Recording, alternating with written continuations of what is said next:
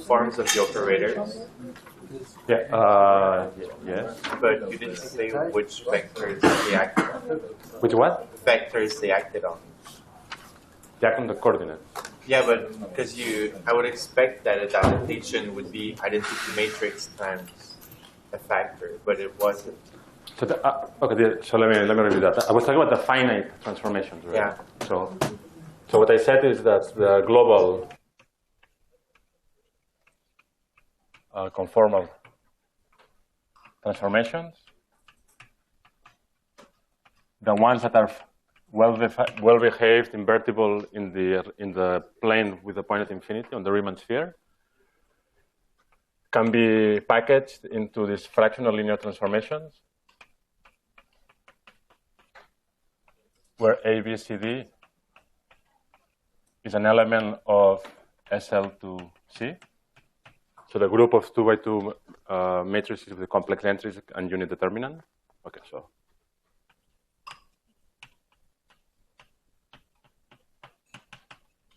And so what was the problem? So let's look at the various terms. So let's look at the translation. If I look at the finite transformation, it acts, so if Z goes to Z plus alpha, which is a translation, then the corresponding matrix M that does it is 1, alpha, 0, 1. But okay. If that's not a question, let me know. I'm interpreting this as your question. So then we had rotations. Okay, to be more precise, I'm only looking at the holomorphic side. So here more precisely, what I meant is the transformation associated to the finite transformation associated to the generator L-1, right? That's the one that is constant. The infinitesimal vector field was constant, and we had L0, where the infinitesimal vector field was linear. A dilatation does that. So the corresponding matrix was root lambda 0, 0, 1 over root lambda. So it has a unit determinant. And then we had the quadratic transformation, which I guess, how did I write it?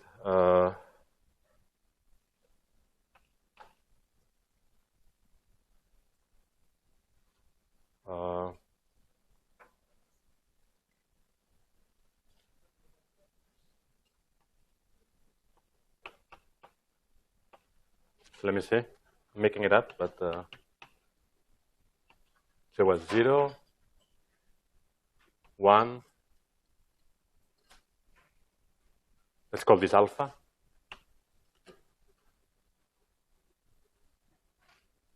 No, 1 and alpha. So I guess what I was doing is this transformation. Last time we had 1 0 minus beta 1. Sorry? Last time we had 1 0 minus. So what did I write here? Oh, sorry, I forgot the Z. Yeah, so sorry. So this is 1 0 like that. Minus beta 1. Okay, so I guess now I'm.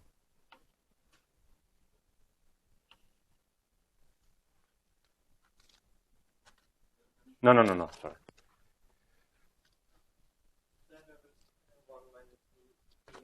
Okay, let's look what I did yesterday. So, and then you're saying it's 1, 0. Okay, minus beta and 1. Yes? Okay, thanks.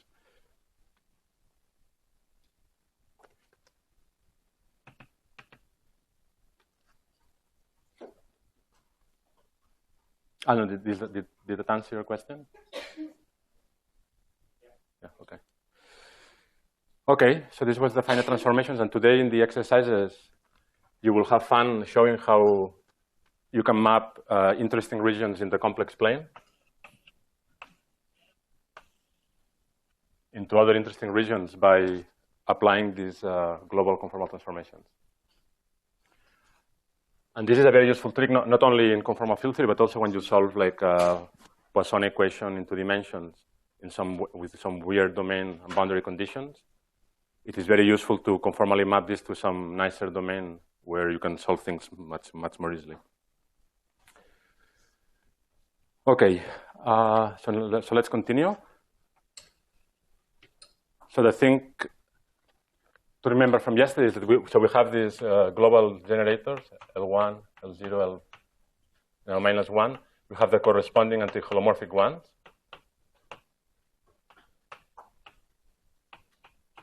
And of course, these guys should be related in some way to the conformal generators that we discussed earlier in the course that exist in any dimension, the global ones. So they should be related to the fact that you have 2 translation generators in the basis that we used earlier in the course. We had rotations. In this case, we only have 1, right? We're in 2 dimensions. You have the dilatations, and then you have 2 special conformal transformations. And these guys are identical, just a different basis for describing the fact that you have global conformal transformations. So some nice thing that you can try to do is to find the change of basis from kind of the canonical conformal generators that we've been discussing to the DeWitt generators, okay? And the way you should do it is almost fixed by the fact that at the end of the day, remember that when we're doing analysis in the complex plane, we were treating Z and Z bar in general as independent complex parameters. But at the end of the day, if we're going to match them onto the real domain, Z bar, so in the real domain,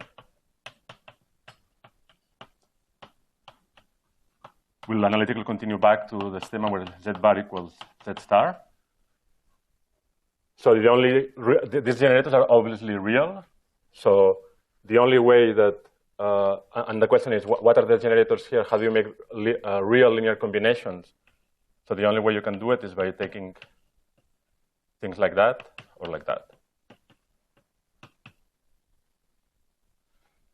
So I'm essentially telling you, identify which LNs correspond to the conformal ones.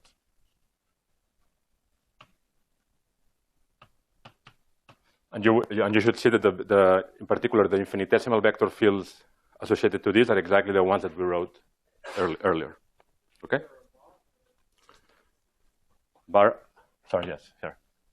Yes, they have to be real. So you have the real part of Ln in some sense and the imaginary part of Ln. Thank you.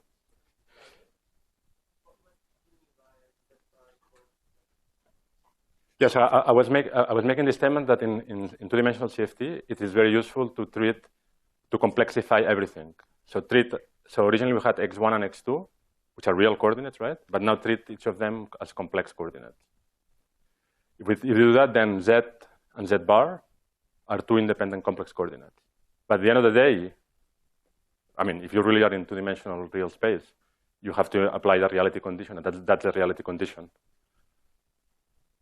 And all I'm saying here is that if you want to have real vector fields, which is what we have in the physical real space, you have to, the only possible physical real combinations are these 2, which are the real and imaginary part of Lns. And furthermore, by doing this simple exercise, you will see that you exactly recover those vector fields, okay? So now there's going to be a part that will be very similar to what we discussed in higher dimensions. So I think we can go pretty quickly over that. But I feel I have to do it just by moral obligations. So now we want to describe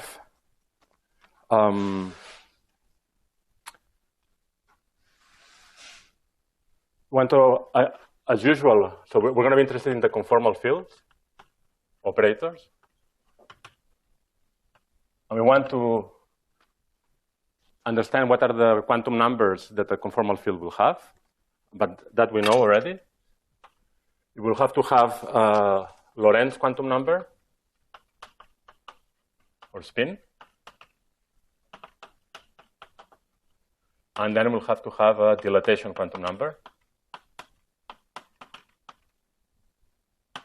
Okay? The Lorentz quantum number is associated with the behavior of the field under rotations, right? So M is this rotation in the 1-2 plane. And I'm already telling you the part of the answer to that exercise. You can convince yourself that written in terms of these vector fields,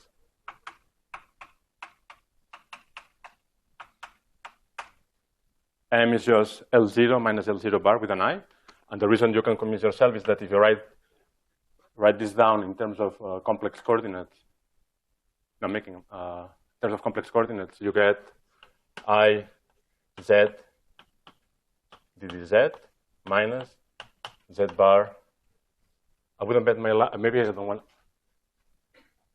This sign, of course, is completely arbitrary. So for the time being, let me choose it to be like that.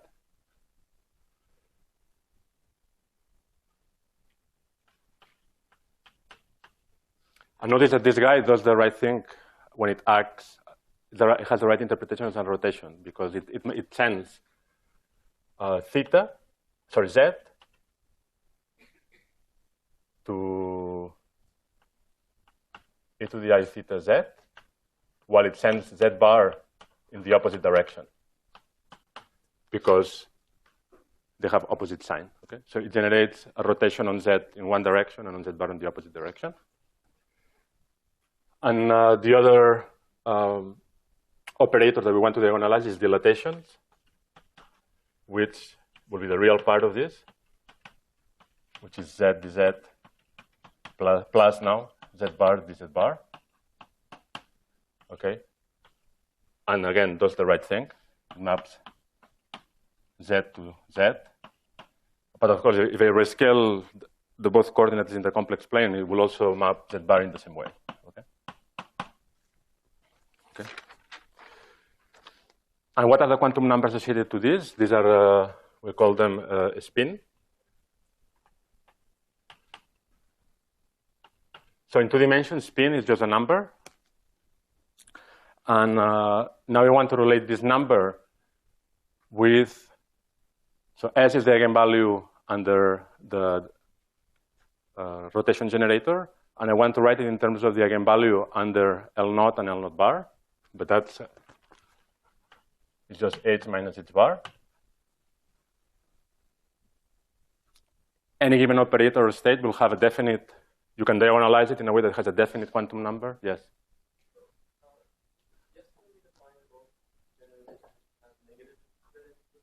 Yeah, so that's what I said. If you want, I can put the minus sign in. Because it doesn't really change anything. And then I guess I have to put a minus sign here. Sorry?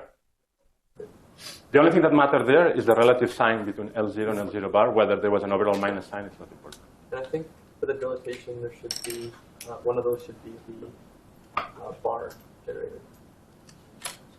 Oh, sorry. Yes. Yeah. So I wrote it right here, but yeah, it's L0 bar here. Yeah. Thanks. Okay, so that's for spin. Notice that H bar, don't confuse H bar with H conjugate. These are just 2 different quantum numbers, one for L0, one for L0 bar. Okay. And now for the dilatation operator, the eigenvalue, which is the dimension of the operator, is the sum of H plus H bar. Okay? Very good. So there's something very special that happens in 2 dimensions that makes life much simpler, at least when it comes to the internal quantum numbers. So remember, in higher dimensions, we had, yes? H minus H bar. From this? But this is like I have two commuting The operators. first operator rotates in direction, and the second operator rotates in the opposite direction. No, but I have one operator is a direct sum, is a sum of two commuting operators. Remember that L0 and L0 bar commute. So I can simultaneously diagonalize L0 and L0 bar. And I'm just saying that if I act on a state, L0 and L0 bar have a definite eigenvalue. And M is just the difference of the eigenvalue of the first operator minus the eigenvalue under the second operator. So H in this case isn't the same for S and delta. Sorry? H isn't the same thing in S and delta. Sorry, I don't understand. H. H? H is the, okay, so I should define. H is the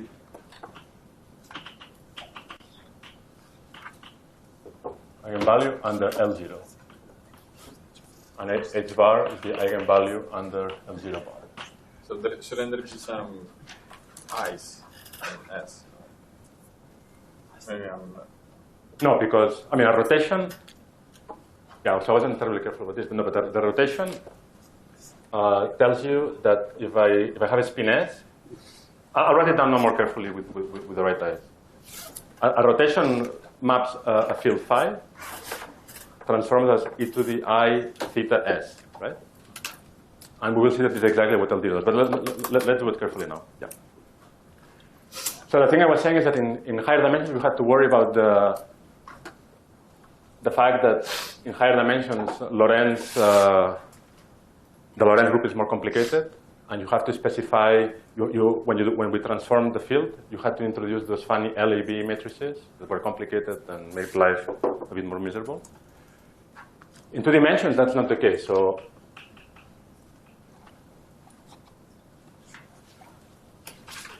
the important thing is that all irreducible representations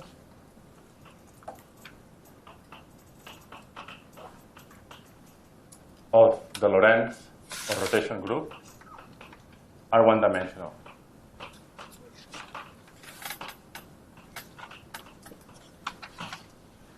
So let's try to see if you agree with this. So imagine I give you a vector.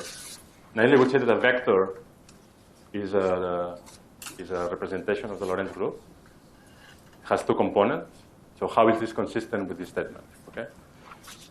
So the way to think about it, and maybe you're more familiar with Lorentzian signatures. So let's think for a second that we are in Minkowski space. And we look at a vector. Okay, so a vector has 2 components. Say A0 and A1.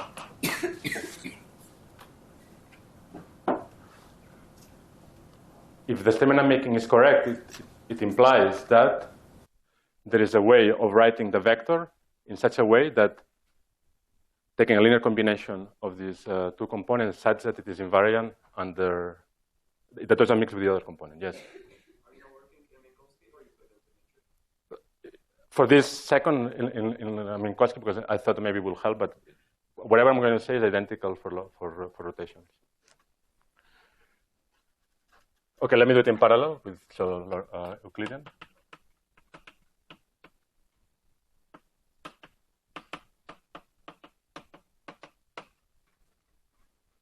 Now, what's special? So imagine I define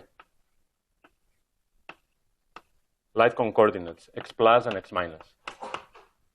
So it's the x0 plus x1 and x0 minus x1, okay? So in these coordinates, the vector field, the vector has components a plus and a minus, okay? Now, in Lorentzian signature in 2 dimensions, what's the name of the only generator of the Lorentz group? I mean, what does it do physically?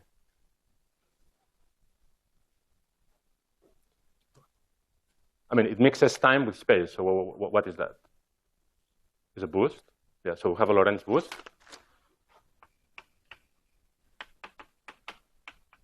And that's the only Lorentz generator in 2 dimensions, right? So the question is, what happens to A plus under a Lorentz boost?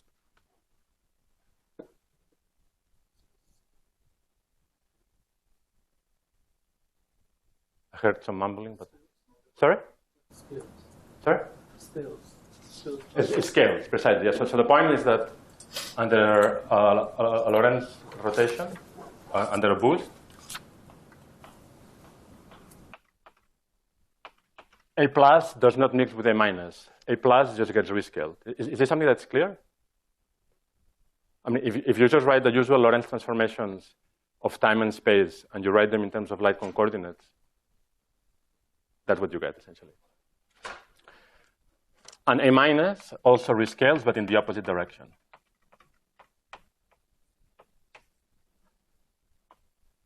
Okay? So this is precisely the statement that the vector, which in higher dimensions is an irreducible representation of the Lorentz group, is reducible into dimensions because the Lorentz generator does not mix under a Lorentz transformation A plus with A minus. That's a statement. That's what it means to be irreducible. That if you start with some set, it doesn't kick you out of that set. Okay. And I could repeat exactly the same argument here. Instead of using A plus and A minus, I could have said, if I use AZ and AZ bar, then into dimensions, of course, there are no boosts, but you have rotations.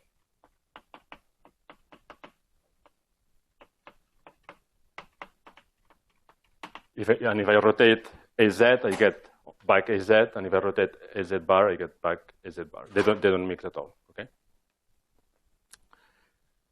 So that's incredibly nice because I mean, is this point clear? Should be clear. Yes.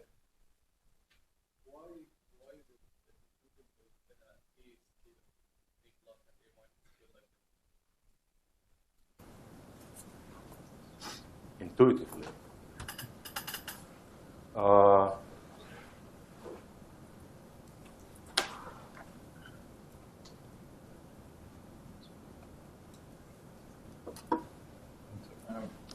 This is like A. You decompose A along the light cone. Okay.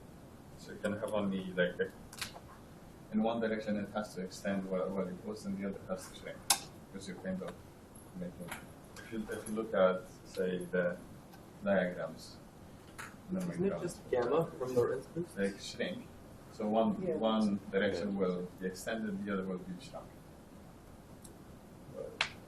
That's more. This is very handy. Yes. But if you want to see it, just take the transformation. Okay, whatever it is.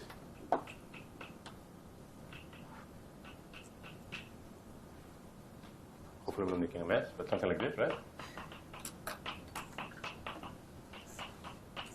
This is how Lorentz transformation looks like.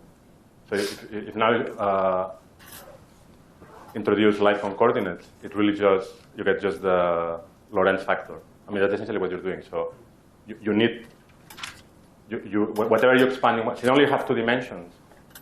You know, you have time dilation, Lorentz contraction, right? But now you only have 2 dimensions. So if one will have to dilate, the other one will have to contract. And that's exactly what happens. And at the level of formulas, just diagonalize this. I mean, just look at from here you can, of course, deduce how X plus and X minus transforms under a boost. And you will see that, if I'm not mistaken, you get essentially just gamma X plus. It's not gamma, it's some other, maybe it's the, try to do it yourself. I mean, it really is a consequence of this.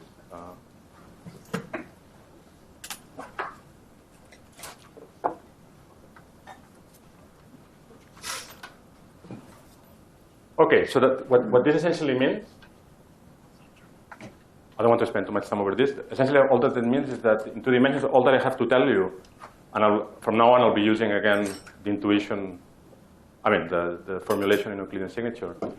In order to specify a tensor and a reducible representation, all that you have to tell me is the number of Z components and Z bar components that it has. You have N1 Z bar components, N1 Z components, N2 Z bar components. And by an extension of this argument, if I perform now a rotation, this guy will just scale with a given weight, giving you back the same operator. Okay? And the weight will depend on how many Z's and how many Z bars they have.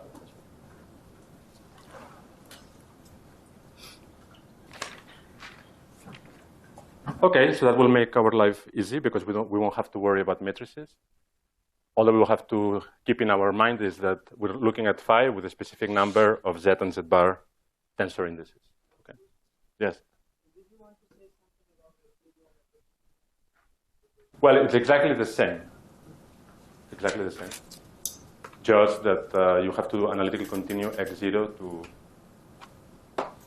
I mean, I can do it in more detail if you want. You want to see it in more detail? No. Java? Yes. I have a question about notation. What does it mean for an index to be called Z? Is that index going to take values? No, it tells you, well, it tells you how it transforms under Lorentz transformations. But it does not take values. No. So in fact, I'll drop it.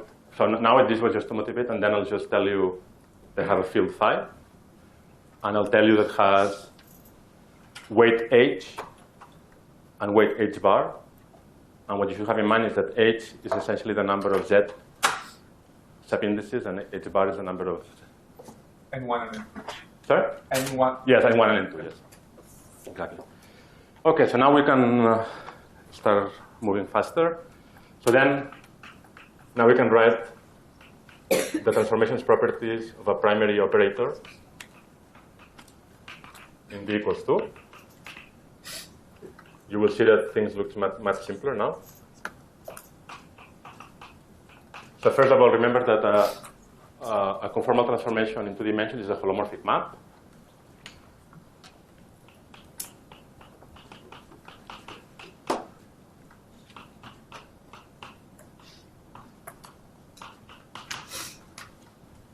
It transforms as like that.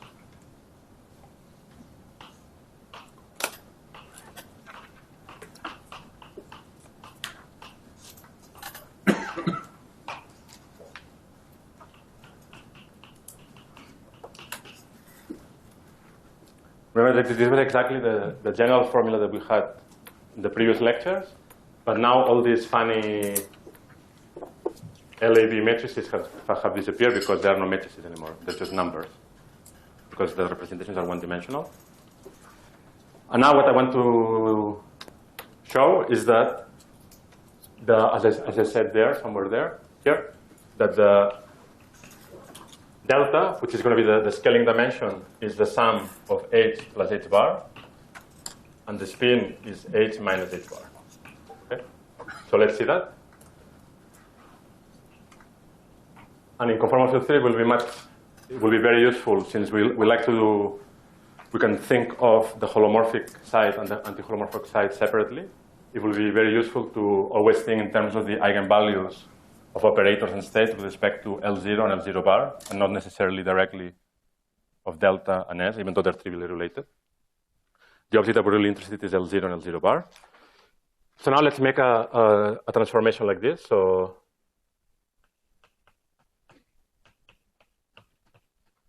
first of all, geometrically, what kind of transformation is this? And lambda is a complex number.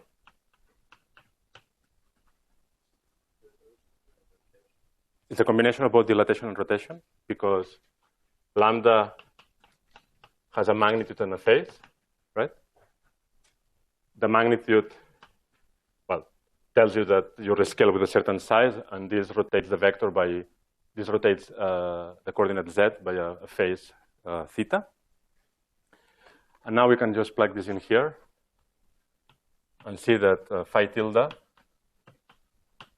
transforms like this, as lambda minus h from the first term, lambda bar minus h, and then phi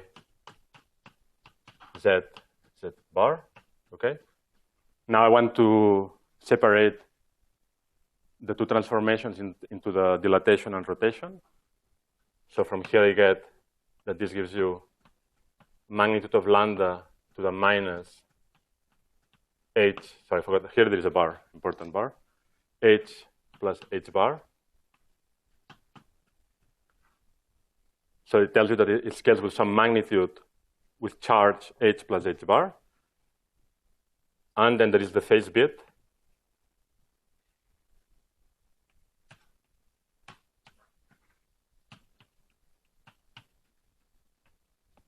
the phase of that you get from lambda bar is opposite, so that's why you get a relative minus sign. Phi, z, z bar. Okay? So from here we read that indeed these are the right quantum numbers. If I perform just a dilatation, you rescale by h plus h bar, and if I perform a pure rotation, the operator transforms as a phase with charge h minus h bar. Okay? Very good. So now we have a clear physical intuition about what this originally abstract sounding object of L0 and L0 bar are. They just tell us the dimension and the spin of operators and states. Okay? Now in 2 dimensions, you have to, if you want, you can make a further refinement of what you mean by a primary operator. And this is useful at times. Remember that in 2 dimensions, there are 2 types of transformations. We have the global conformal transformations.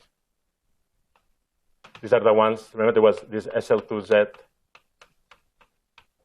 SL2C, sorry, divided by Z2. And then we had, sometimes they're called local conformal. The ones that were not globally defined, yes? Like this expression, how phi tilde transforms, have we derived it from what we knew? Yes, yes. It's exactly the same formula. So this is the formula of how, forget about anything, just go back to, if you want general relativity. If you have a tensor with h lower indices, h indices with the z, and h bar indices with the z bar, that's how we would transform under the coordinate transformation. But we don't have indices. Well, what I'm saying is implicitly, the way you should think physically about this is that this guy has this many indices. So just think of, if you want, I can put the indices, but it doesn't help anyone. It just, the information about the indices is in one-to-one correspondence with information about h and h bar. So putting in the indices is kind of redundant.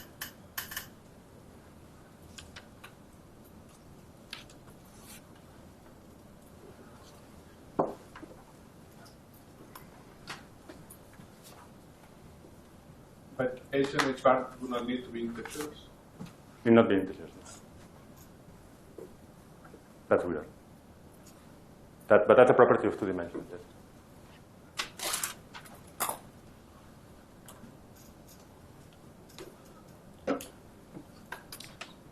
Any other question about that? But like we can't say that those indices they take some values. No. It's exactly the same as this, that this is an object that lives on its own. And I can ask how it transforms under it, under rotation, say. And I can characterize it by just writing something like that. So like phi is a function of point, like of 2 complex coordinates. But those indices they are not like arguments of a function. It's just a label that tells you it's in that case just that index just tells you what the spin and the scale quantum number is. There's no more information than that. It's not that it takes values. It's just this. It's exactly the same information as telling you what h and h bar is. So like we can't think of like from an index like just of a number. It's a number, yes. It's a label.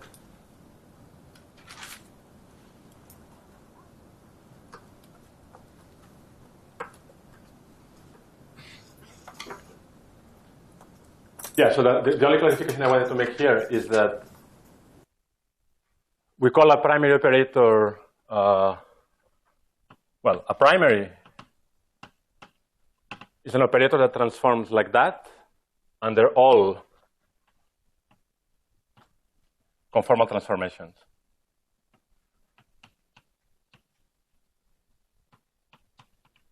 Global and local. And then you can define the notion of a quasi-primary operator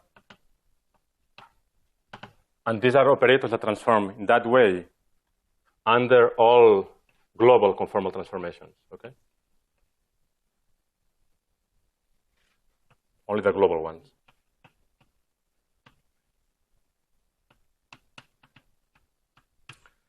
If an operator is primary, is of course also quasi-primary, because the global conformal transformations are a subset of the all conformal transformations. But a quasi-primary operator may or may not be primary. And an example of that we will study is the stress tensor. So the stress tensor will transform nicely under the global transformations, under dilatations, rotations, and so on. But it will not transform as a tensor under a local conformal transformation. Okay? That distinction doesn't exist in higher dimensions, because in higher dimensions we only have the notion of the global conformal transformation. So we can just talk about primary operators. Okay? So local, remember, so we had this, we studied what are the vector fields on the Riemann sphere that were globally defined. And we found that only the vector fields d, zd, and z square dz were globally defined on the Riemann sphere. But then there are other local conformal transformations that are not globally defined everywhere. So they have a singularity either at the north or the south pole that were of the type Zn ddz, where n is bigger than 1 and n smaller than -1. That's what I meant. So these transformations that have a singularity, say, at the north pole or the south pole.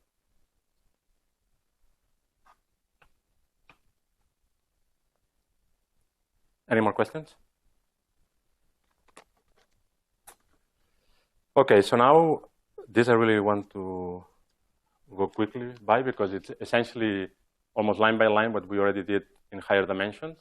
Now what the next thing that you want to do is to, given that we know how a primary operator transforms under conformal transformations, you want to know the constraints that conformal invariance will impose on correlation functions of those guys, of primaries. We solved that problem between the lecture and the tutorial in arbitrary dimensions. So let me just write down the answer. I have a moral obligation of doing it, even though at some level you've already seen it. But we can do it pretty fast. So what I want to see is the form of correlators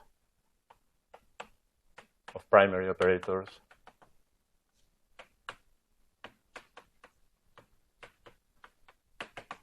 in two-dimensional conformal field theory. So the first non-trivial, and now we're on the full plane. The first example, the first non-trivial example is when you're on, is the two-point function, and we already showed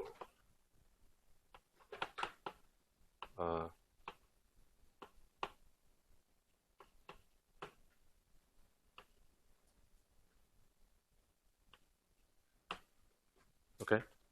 This would follow from the general prescription of demanding that the correlator is invariant under the global conformal transformations.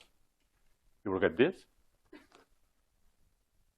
Where now, if you remember that we could read the dimensions from the behavior of the operator here, we can indeed confirm that the dimension was h plus h bar. I already said that. Now, for the three-point function, it's very similar to what we already wrote.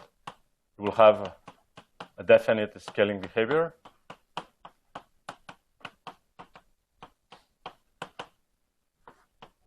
Some constant that we're interested in computing. And then these combinations of the scaling weight.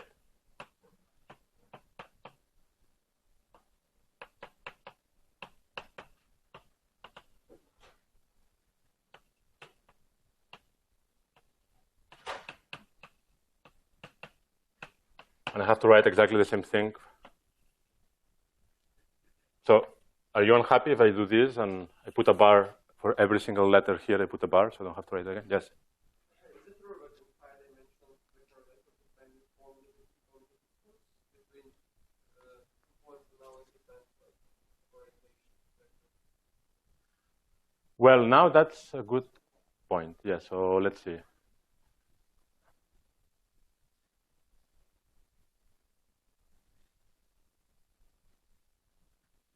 Now, what happens? Okay, so that's something that I will have to explain later. If the theory has to be, if the correlators have to be well defined, namely that if I have two operators and I move them around, and the value of the correlator should not change. Okay, so that means that h minus h bar will have to be an integer. Okay. So even though h and h bar by itself, they can be crazy things. Like, and we will see examples where h will be 1/16, things like that. H minus h bar will have to be an integer, and therefore will only depends on the distance. If I'm not mistaken.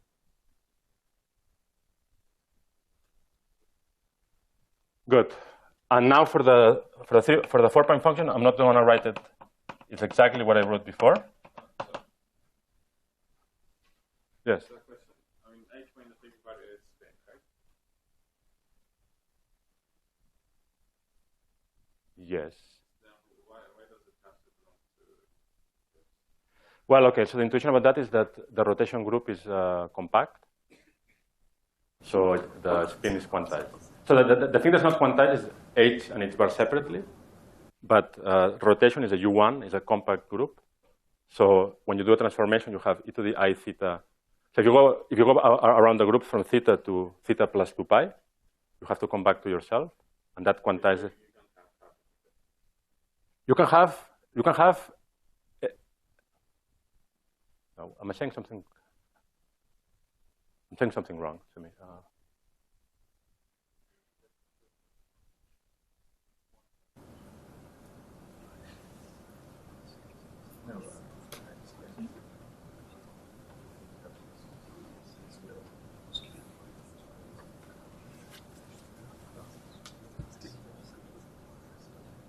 Yeah, so what am I saying wrong with that? No, saying that this argument I made would say that h. Okay, no, it can also have an integer because, I mean, you can have double valued representations. I mean, it's like in higher dimensions, spinors are representations of the Lorentz group, where in order to come back to yourself, you have to go twice around the group.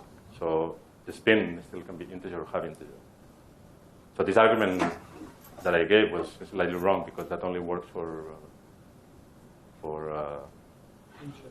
tensor representation, not for spinors. For spinors, in order to go back, you always have to go twice.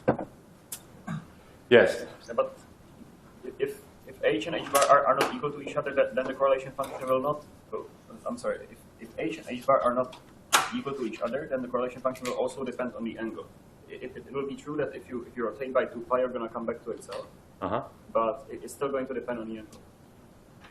If you write that Z12 is R times e to this I some argument, yes, then you will still have the argument present. You're saying that, okay, this will go like e to the I theta h minus h bar? Yeah, something like that. Yeah, that sounds wrong.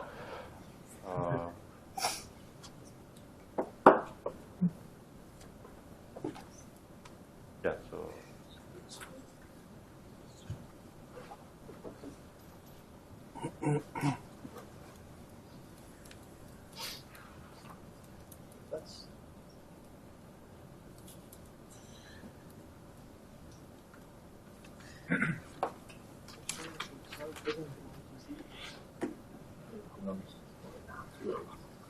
Yes, someone says the resolution.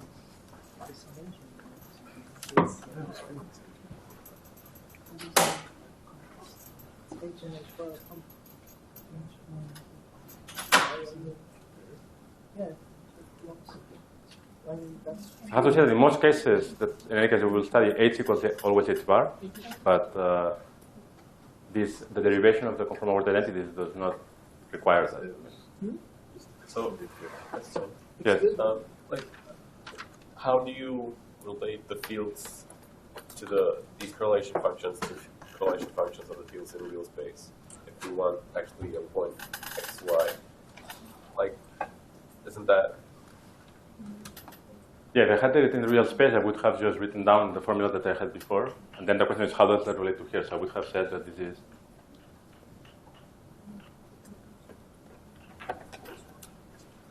Yeah, so the question is precisely how. Yeah, how is it how are the fields related then? If you want to write the fields in real space, because I can't see that that you've stated that, and I've been wondering about that. So you want to know how the field written in terms of complex coordinates is related to the field written in terms of real coordinates? I mean, it's the same. You just change how you label the points in space-time. Okay. Yeah, so that's why, I mean, this is a puzzle. I mean, So is it a possible solution that when you're, in the previous lectures, when we were dealing with the global conformal group in arbitrary dimension, we only considered real scalar fields, and under rotations, they have to have trivial dependence on the rotations. So they didn't pick up any vector. But if we allow complex scalar fields, then possibly if you rotate, then the correlation function can pick up some. well, in general, yeah, these phi's are complex, but still. When you write set 1, 2, are you sure that you don't mean the absolute value of? Actually, I think that's what I mean.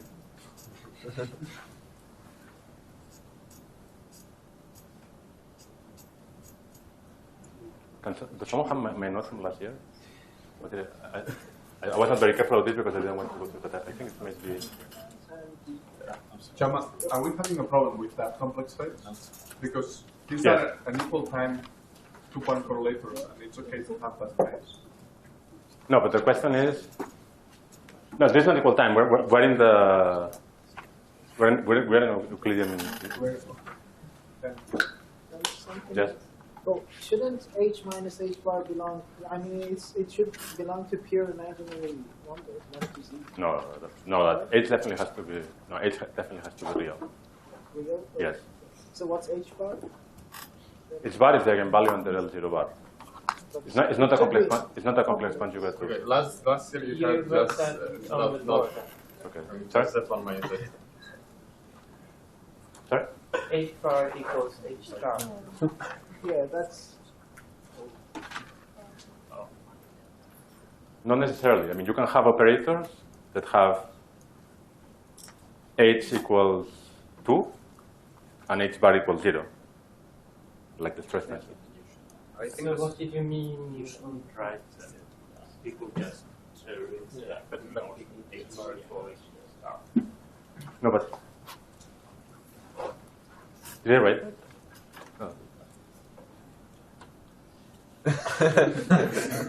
No. I mean, what did I write? There? No, that's not true. So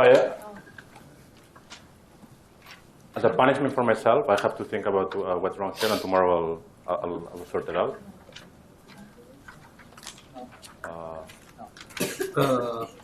Are these correlation functions rotationally invariant? Well, that's the question. But they should have the rotation symmetry, right? They should be, yeah. They should be rotational invariant. So this should be depend on the magnitude of Z. Yes, but instead of writing this, I want to make sure that's right. But I think that must be true. The magnitude. I mean, it's only going to be true if the particles are bosons. And in a previous discussion, we only considered bosons because we had a real scalar field, and now we are more general. Yes. So it is not necessarily true that the correlation function does not depend on if the particles are. No, but I mean, even if the particle has spin, the correlator should still be rotationally invariant. The question is, in what sense is this rotationally invariant? And that's the thing I have to think about. So I'll sort it out this afternoon. So instead of writing another wrong formula for the 4-point function,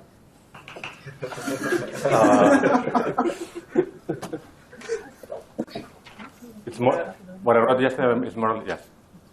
Yes. So I get clear about the H and H bars of both B.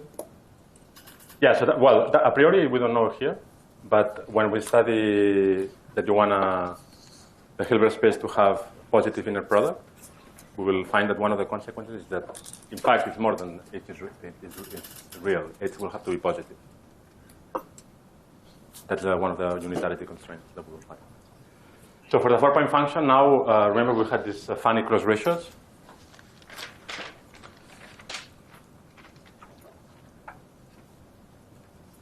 So we had 2 cross ratios. But now the thing that you can convince yourself is that if you have this, we constructed from the ratio of you need the data of 4 points in the plane. So Z1, Z2, Z3, and Z4. Now in 2 dimensions, by definition, the 4 points are in the same plane.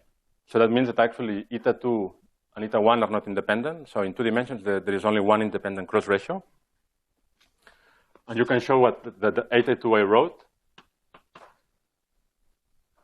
is written in terms of eta 1 like this. Okay.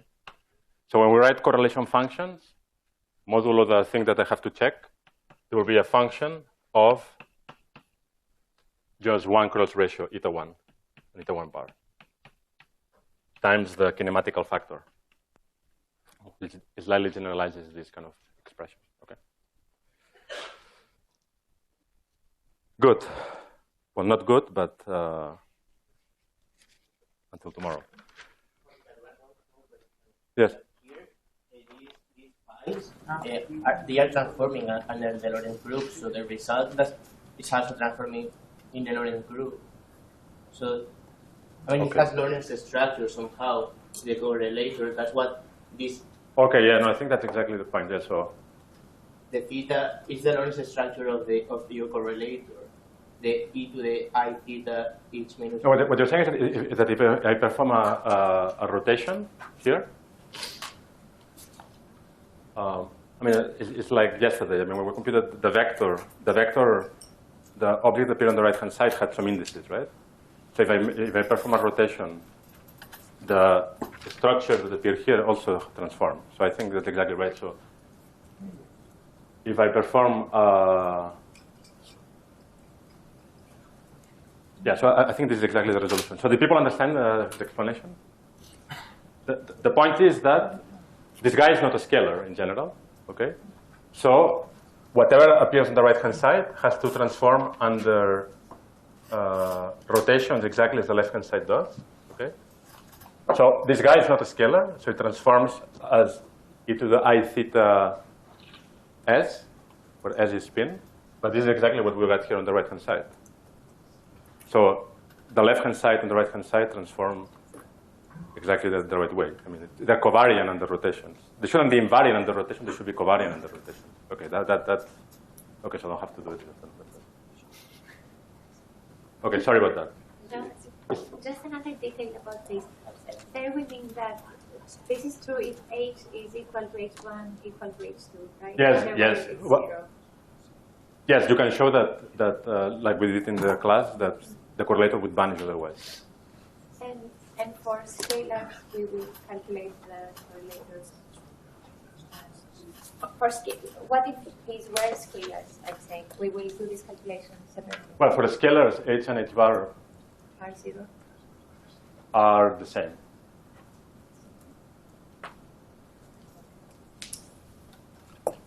Right? The spin is h minus h bar. And then there is no funny business. So the wrong state, I mean, the confusion was that this should be invariant under rotation. That's wrong. It has to be covariant under rotation, and it is, because if these are fields with spin, this guy transforms under rotation exactly in the right way. I mean, it also, I mean, I don't know what I was thinking. It is exactly the right way that an object that carries the spin h minus h bar transforms. So therefore, this transforms, the left-hand side transforms exactly in the same way as the right-hand side does.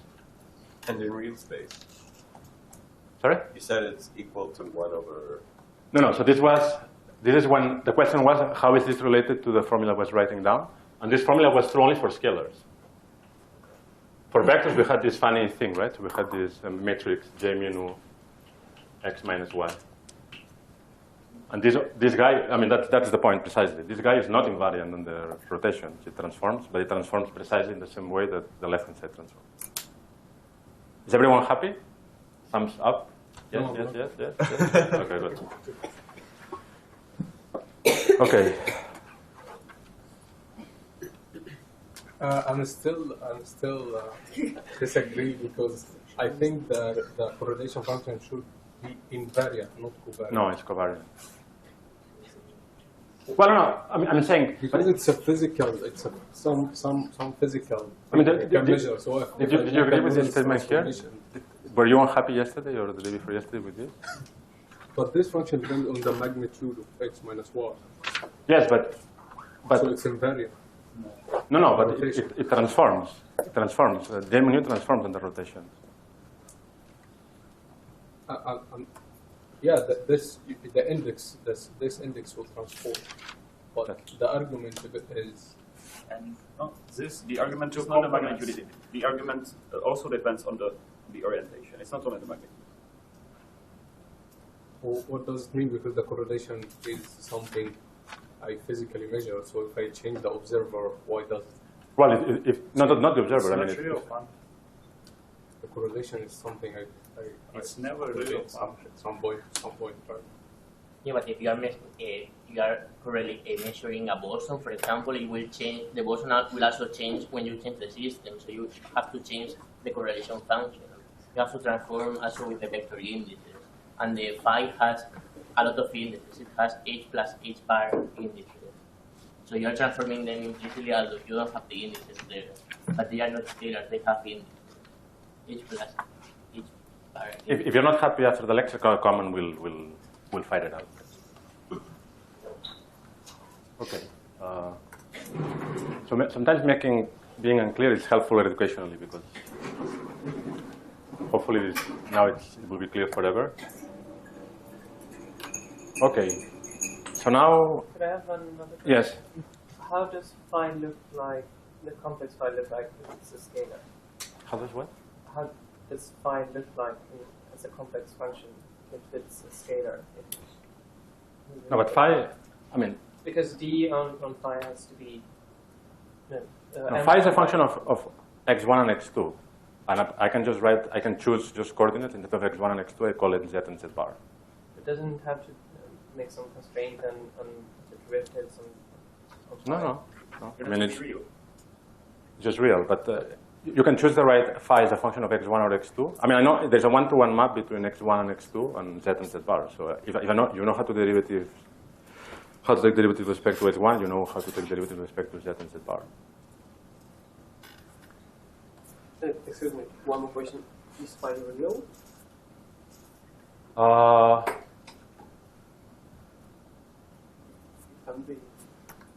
In general, no. In general, it will be complex. Okay. So is it true that with this field with spin like h minus h bar, but it has only one component? Yes. And that was discussion there. There's only one component because a given component just rescales under Lorentz transformation. So it's a number. It's a number. It's not like a spinor in higher dimensions. It's a metric. It's like a vector, right? Here is just a specific number. So you are saying like we said that all reducible representations of Lorentz are one-dimensional. It holds not only like for these like vector representations. Like this will be all the tensor ones. Even the spinor one is reducible. So the reducible representation of the reducible spinor into dimensions has one component. Can you show it somehow? Yes. I mean, like we show that we consider just like particle of spin 1. Yeah? How many want to? I mean, I can do it, but it's a bit of a deep. No, just an idea. The idea is just look at. So you have a two-component spinor. So you start with the Dirac spinor. Z plus a minus, right? And well, okay. At the simplest level is just how does it get transformed under a boost? You have to write the rotation matrix, the boost matrix acting on the spinor representation. I'm just saying that the boost is realized.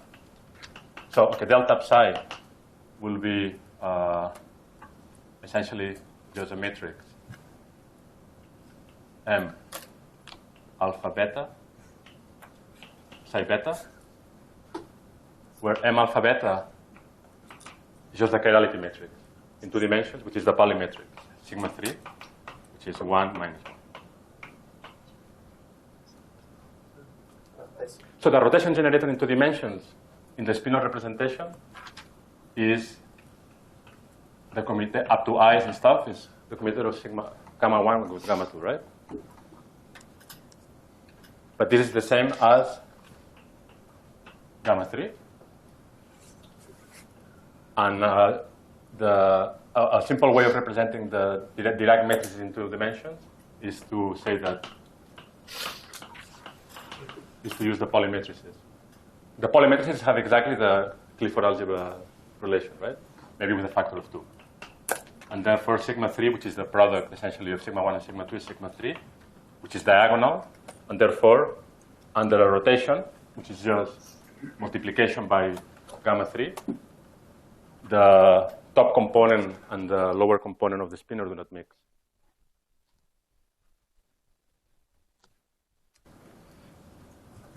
Okay.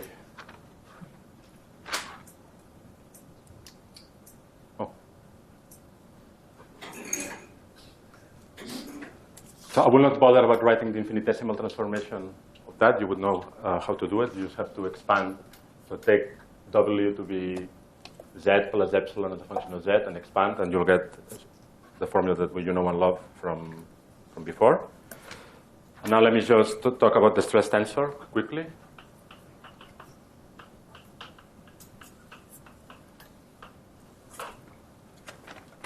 So in 2 dimensions, naively you would say that the stress tensor, if I use complex coordinates, has components ZZ, Z bar, Z bar. I mean, the stress tensor has two indices like that, right? And Z bar Z. Remember that this guy is symmetric and traceless.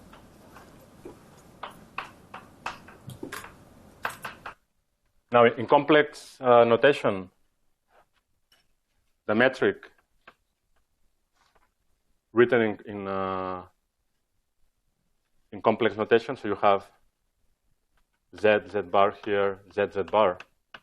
The metric is off diagonal, right? In the Z component, so you get something like 0, 1 half, 1 half, 0. Okay. G inverse. So G with this would be with lower indices. With upper indices is the inverse metric. So you get something like 2, 2, 0, 0. So what is let's first analyze the symmetry condition. Just tell us that there are 3 independent components, right? The T Z Z bar is identical to this one because it's symmetric. Now tracelessness, it implies that T mu nu G mu nu equals 0, right? But this is using the metric here is the statement that T Z Z bar equals 0, okay? So the component of the stress tensor with one holomorphic and one anti-holomorphic index vanishes, okay? So just identically 0.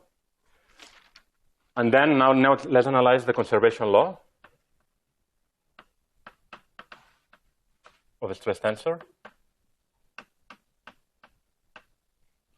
Statement that energy and momentum are conserved quantities in a conformal. No, there are 2, right? I have TZZ and TZ bar. Well, if you put, so we're going to treat them, we're going to complexify everything. But I mean, if you write down T, it's traceless. Yes. Is trace still the diagonal? Do you never, so trace is no longer the diagonal in this matrix?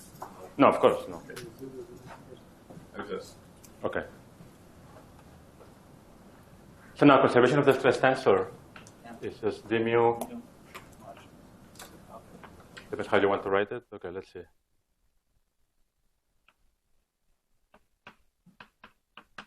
So I can evaluate this equation for nu equals z or nu equals z bar, right? And now I'm using the fact, okay, I will not show the details. I mean, it's really just plugging in the inverse metric here. Using the fact that tzz bar is 0, this implies that the z derivative of the zz component vanishes, and that the z bar derivative of the z bar component vanishes. Okay. So this is the statement, and usually we will now, from now on, since we don't care about these indices, after all this discussion about the tensor indices, we will denote t of z will be tzz, the function of z. So conservation law tells us something very important. It tells us, yes. Sorry. Yes. Is that what you meant? Yes. Okay, now as a punishment, I should do it. So I have z bar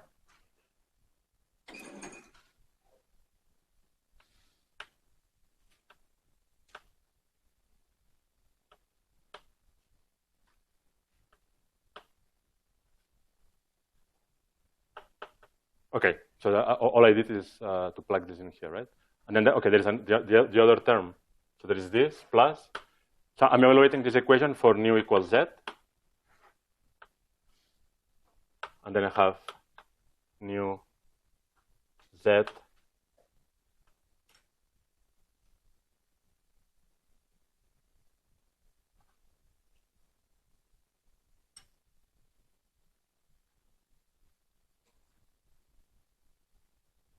what am I doing?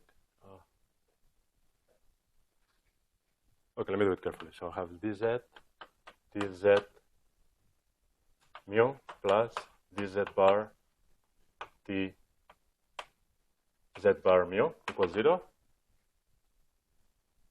Now let me evaluate it for mu equals z. So I have dz, dzzz plus dz bar z equals 0. Now I want to lower the indices. So from here I get dz, dz bar, z bar. When I lower the indices, I have to change from z to z bar, right? And from here I just get dz bar, dz, z bar equals 0. But this guy is 0 because it's traceless. So we get this equation, and doing exactly the same, you get this equation. So from here we conclude that T is holomorphic and T bar is anti-holomorphic. Okay, and this will be very important. So the two independent components of the stress tensor are holomorphic and anti-holomorphic operators. Let me arrange this up.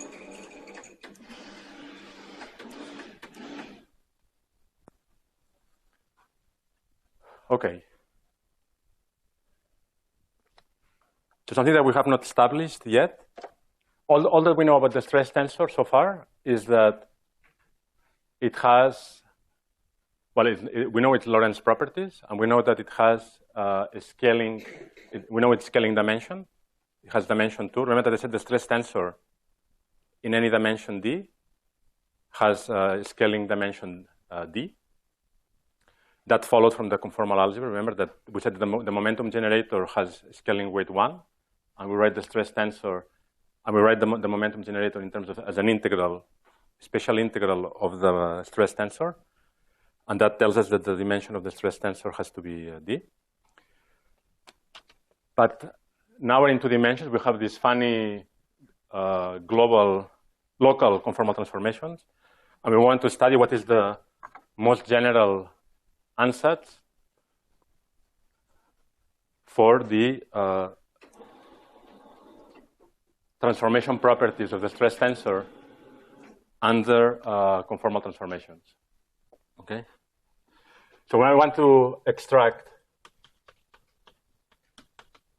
from these stress tensors, and again, the good thing about CFT is that you can forget about the anti-homomorphic guy. It comes along for the right. You can just duplicate essentially everything we want to extract from here the algebra of conformal generators.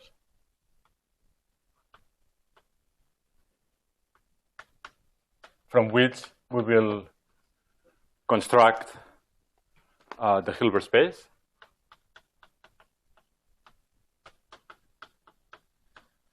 Of the CFT, which will have to be, whenever you have a symmetry, your Hilbert space has to be in representations of the symmetry. But before we study the Hilbert space structure of CFTs, we need to know what this symmetry algebra is. And just anticipating the name, this will be something that you probably have heard before, is the Virasoro algebra, which is,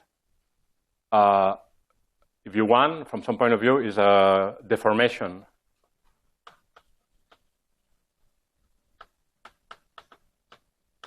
of the DeWitt algebra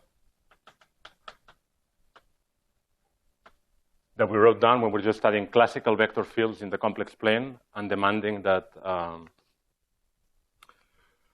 that this was the basis of infinitesimal conformal transformations. We computed the DeWitt algebra. And the Virasoro algebra is a particular one-parameter deformation of the classical vector field algebra, the DeWitt algebra. Okay, but in order to determine this, what is the conformal symmetry, we first have to understand how conformal transformations act on the stress tensor. Okay,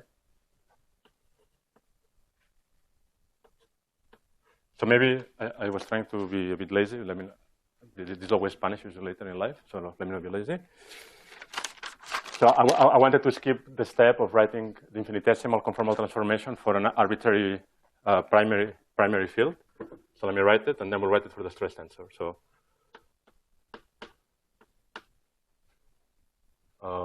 So expanding, we get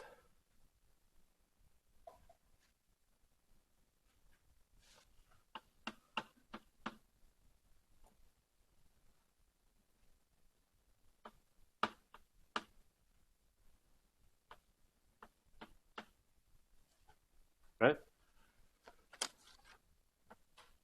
So these are the two terms that you get by expanding the top equation infinitesimally. So if I take omega to be z plus epsilon as a function of z.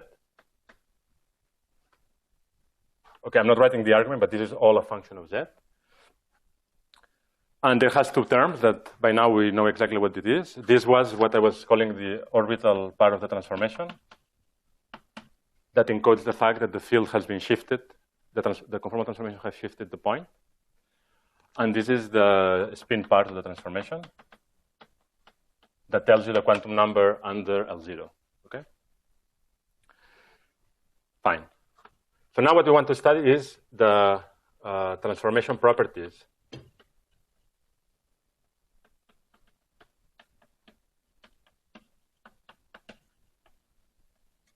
under conformal transformations of the stress tensor. Okay. So there are several things that we know. I mean, we know that the stress tensor is definitely a quasi-primary operator. It transforms nicely under Lorentz, under dilatations, right? But we want to now explore. Essentially, what we want to explore is what is the most general transformation that the stress tensor could have, consistent with some basic physical requirements, which is that the transformation is linear in the parameter, right? I mean, we're doing linear transformations on the fields, so the transformation of the field should be proportional to epsilon, or derivatives of epsilon, and it should be local. This is a local symmetry, so the expression on the right-hand side should only involve the field and derivatives of the field.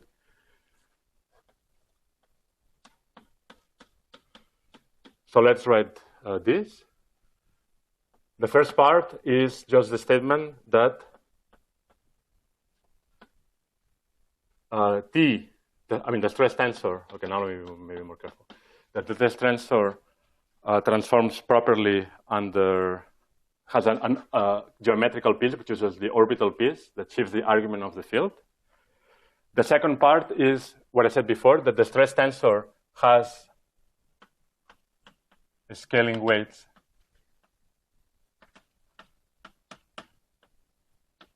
h equals 2, and h bar equals 0. So just using this general formula tells me that this is twice the derivative, so epsilon z prime t of z. Okay. So that's all that you would have if the field was a primary field. Okay. But now we have to allow for the possibility of, I mean, let's write all possible terms that you could have here, consistent with what I said. A locality. There is a subtle point about Bose symmetry that we will discuss later, and that it has the right scaling dimension. So the scaling dimension of all terms on the right-hand side should be the same. Yes, you had a question. So this story was saying that the stress tensor in dimension D has dimension D. This came from relating the translation generator to the special integral of the stress tensor, and using the fact that the dimension of the translation generator is 1 as a consequence of the conformal algebra. Should I do it in more detail, or? Yes. So.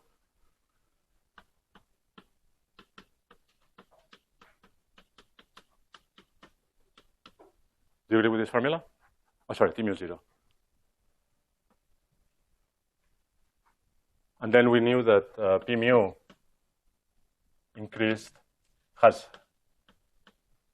dilatation weight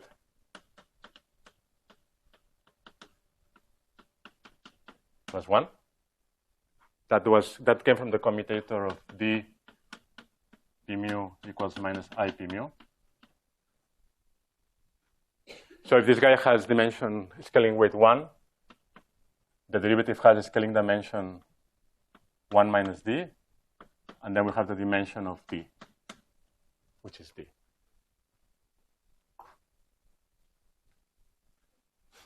And indeed, this guy has dimension 2. Okay. And now the other thing that you can, so now the question is, what else could I write down here? And what you can write down, notice that here I have an object that in some sense has dimension 3, because it has, let's not count the dimension of epsilon. Epsilon in general doesn't have a well-defined dimension, but you have t with 1 derivative. So this has dimension 3. Then here we have t has dimension 2 with 1 derivative. So that's dimension 3 also. So I can write a different term, which would be local and linear on the field, which would be the third derivative of z. And then we normalize it in some funny way, z over 12. Okay? This is a term that would vanish because it has 3 derivatives of the infinitesimal transformation for the local transformations. Sorry, for the global transformation. The global transformations are at most quadratic on the coordinates, so this guy would be 0. So dimensional analysis tells us that, in principle, in this case of 2 dimensions where we have these cookie local transformations, that we could allow this extra term just by dimensional analysis. Okay.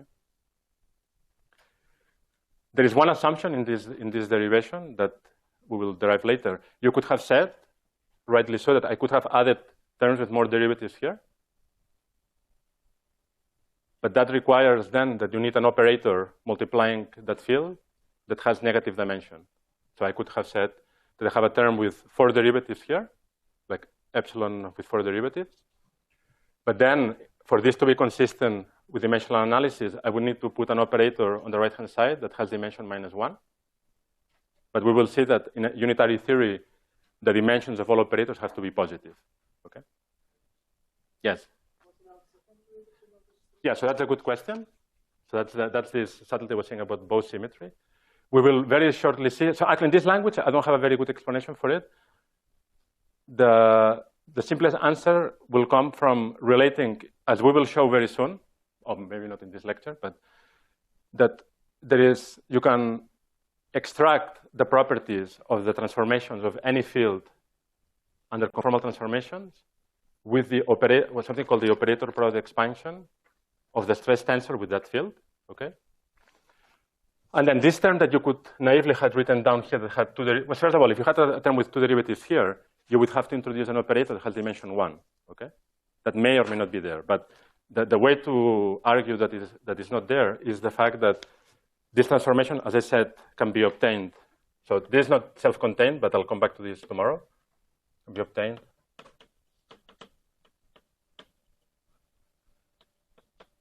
from the behavior of the product of the stress tensor. So more generally, the transformation of the field phi is obtained. So this, I have some details that I have to write some integral, but for the time being, just ignore that.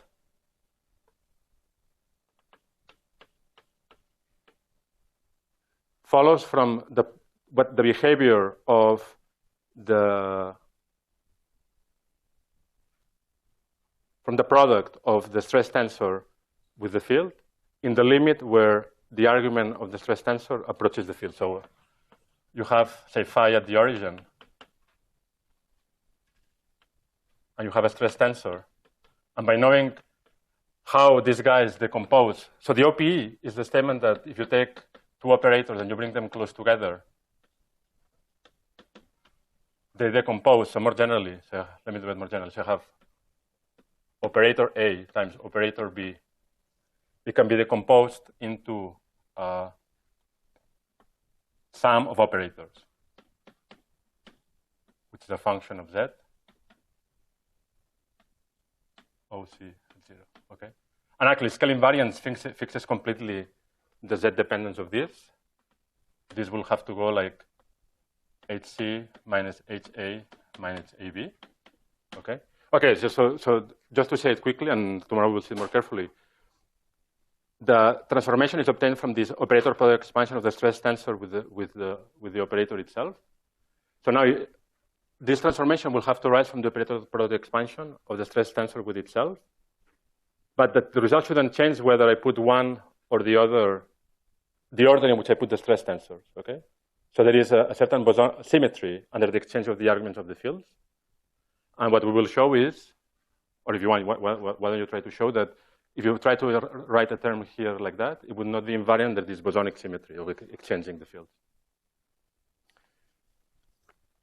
But actually, at this level, I'm sure there is an analogous argument, but I don't see it immediately how to argue away the quadratic term. Yes?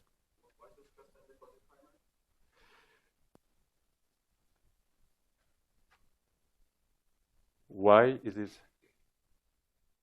No, because we can construct the global charges automatically from the stress tensor. And then we can read the transformations of it just from the conformal algebra. So we definitely know that it transforms nicely under the global part. What we don't know is how it transforms under the local part. But under the global part, it transforms as nicely as it did before. Remember that the generators of the algebra are obtained from the stress tensor. So we know how they transform under those. Okay, so notice that now we introduce this object, which is the central charge. And this object, we will see, is precisely, will control is the deformation parameter that goes from the DeWitt algebra of the vector fields to the Virasoro algebra. So this is, okay, so is the logic here more or less clear at least? Okay. So now, this was an infinitesimal transformation. With considerable pain, one can integrate this infinitesimal transformation into a finite transformation.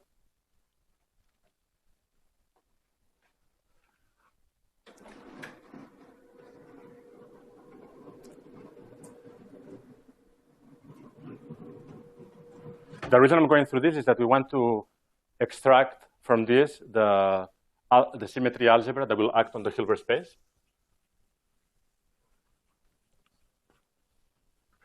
And this will allow us to classify all our states with respect to the symmetry algebra. So that was infinitesimal form. The finite form is like obtained by doing consecutively many small steps. And so let me just on the answer. So if I do the finite form,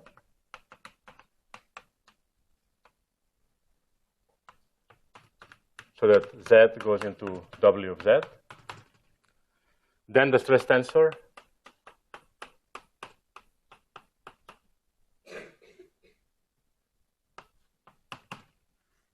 will have the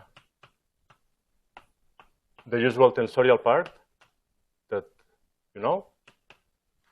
So this is how it would transform if it was a tensor, if it was a primary under the full conformal symmetry.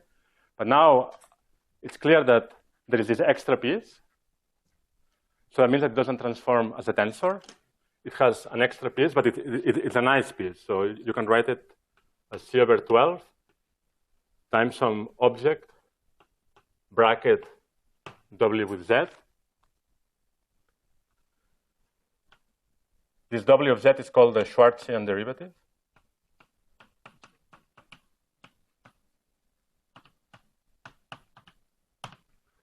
And it's some ugly looking combination of derivatives. Well, it's ugly looking, but it has beautiful geometrical properties. It's essentially the third derivative of W with respect to Z divided by the first derivative of W with respect to Z minus 3/2 the second derivative of W with respect to Z squared divided by the derivative of W with respect to Z squared.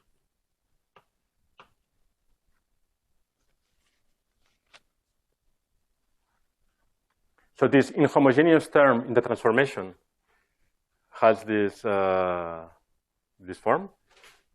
One important property that these have is that what should happen to this term under global transformations? Sorry? Should vanish. So one of the defining properties of the Schwarzian derivative is that the Schwarzian vanishes if omega is one of these fractional SL to Z transformations, SL to Z, Z. I don't know why I keep saying that. ZZ plus D. Okay. There are some nice properties that it has, but let's not worry about this right now. Okay.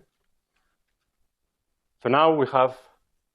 I haven't told you how to prove that this is true from here to here. It will take a while, but conceptually it's straightforward how to go from the infinitesimal transformation to the finite transformation. And okay, now really in the next lecture, what we will do is how to obtain the Virasoro algebra, which will be the symmetry of two-dimensional conformal field theories from this. Okay. And then after that, we will discuss the Hilbert space of the conformal field theory. And then we will start to see how unitarity imposes very strong constraints on the values of C and the values of H and H bar that the primaries can have. And then we will construct a family, an infinite family of two-dimensional conformal field theories that have a finite number of primaries. And we will be able to solve them completely, compute the complete spectrum of those theories. But that will be only next week. So I'll stop here.